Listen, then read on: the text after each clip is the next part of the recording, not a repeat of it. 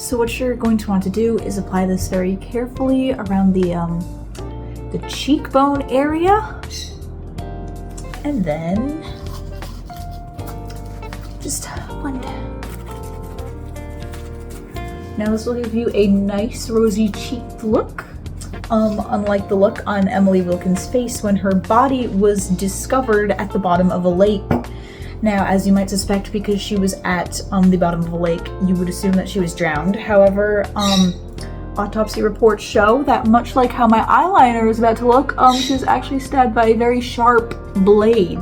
Now, if you remember, her brother was a sword enthusiast, and after her death, his hard drives were actually investigated, and it was found out that he had a multitude of not his own videos, but a multitude of videos from the dark web of people being tortured with swords saved.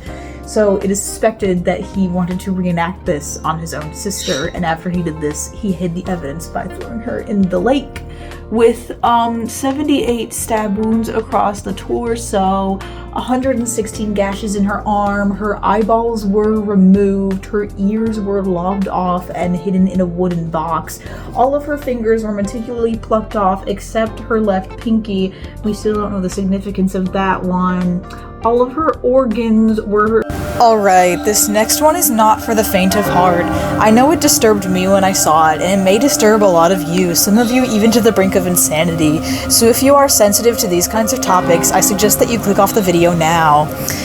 Anyways, now we are going to be talking about the Lost SpongeBob and My Little Pony crossover episode.